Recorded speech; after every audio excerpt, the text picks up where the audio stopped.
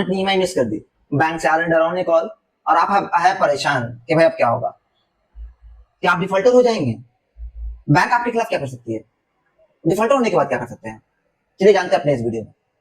Defaulter कौन होता है? वो इंसान जो अपने लोन्स को बैंक अग्रीमेंट के तहत पेमेंट ना करे, उसको हम डिफॉल्टर कह सकते हैं।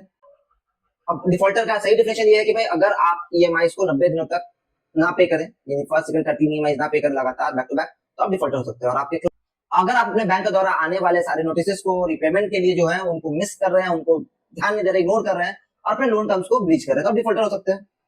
अब बैंक इन डिफॉल्टर के साथ क्या करती है? पहले चीज, रिमाइंडर कॉल करती है, नोटिस देती है 30 दिन से लेकर 90 डेज तक। अगर वो बंदा 90 दिन तक पेमेंट ना करे, डिफॉल्टर लिस्ट में डाल के उसके लोन अमाउंट को एनपीए घोषित कर देती है, एनपीए की लिस्ट में डालती है। उनके खिलाफ लीगल नोटिस डालती है सरफेसी एक्ट में, 60 दिन का टाइम देती है कि पेमेंट करो भाई। अगर वो लोन के अगेंस्ट कोई गारंटी है या कोई गारंटर है तो भैया उसको पकड़ा जाता है, और गारंटी अगर है, कोई डॉक्यूमेंट गारंटी में था, तो उस प्रॉपर्टी का ऑप्शन भी हो सकता है। नोटिस पीरियड के 60 दिन के बाद भी पेमेंट ना करे तो क्रेडिट स्कोर को 300 से 400 में लाकर पटक देगा, क्रेडिट हिस्ट्री की हालत खराब कर देगा। बहुत से लोगों का सवाल होता है क्या लोन नहीं रिपे करने से आप जेल जा सकते हैं? तो सबसे पहले जानिए कि डिफॉल्ट करना लोन को एक सिविल होता है। अगर आप अपना लोन पे ना करें तो पुलिस तो आपको पकड़ने नहीं आने वाली। इनिशियल फ्रॉड करते हैं तो आप बीएनएस एक्ट के अंदर पकड़े जाएंगे, गलत डॉक्यूमेंट सबमिट कर दिया है तब, या फिर कोर्ट ऑर्डर हो गया, कोर्ट ऑर्डर के अगेंस्ट चले गए, कोर्ट की अवहेलना कर दी आपने, तब आप जेल जा सकते हैं। करना कोई क्रिमिनल ऑफेंस कमिट करना आपको जेल पहुंचा सकता है।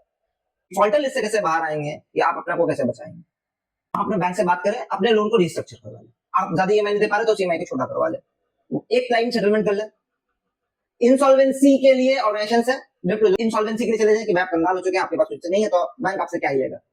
आरबीआई के गाइडलाइंस के हिसाब से जो प्रोटेक्शन आपको मिलना चाहिए वो मिलेगा, आपको हरेस नहीं किया जाएगा, फिजिकल हरेसमेंट नहीं होगा आपके साथ, जो हमने लास्ट वीडियो में डिस्कस किया था। मतलब बुरा क्या हो सकता है आपके साथ? सरफेसी एक्ट के तहत बैंक आपसे रिकवर करा सकता है बिना कोर्ट ऑर्डर के भी, अगर आपने कोई गारंटी रखा है तब। आपकी प्रॉपर्टी सीज हो सकती है और आपकी प्रॉपर्टी को ऑप्शन भी किया जाता है, आपके अकाउंट्स को भी फ्रीज किया जाता है, बट रिकवरी एजेंट आपको अभी भी नहीं करा सकते। इस केस में भी लोन को डिफॉल्ट करना आपको नुकसान तो पहुंचाएगा, लेकिन आपका परेशान होना उससे ज्यादा आपको परेशान कर सकता है। और अगर आपको भी परेशानी हो रही है लोन से रिलेटेड तो लोन कमेंट कीजिए, हम आपसे कांटेक्ट करेंगे और आपकी परेशानी को सॉल्व करने की कोशिश करेंगे। Thank you. तो अगर आपको तीसरा वीडियो भी चाहिए इस पे कि आप कैसे रिकवरी एजेंट्स को खुद को परेशान करने से रोके, और अगर वो आपको परेशान कर रहे हैं तो उनके अगेंस्ट कैसे कर सकते हैं जानने के लिए, अपने राइट्स को जाने और उन राइट्स को जानने का भी इस्तेमाल करें। Thank you.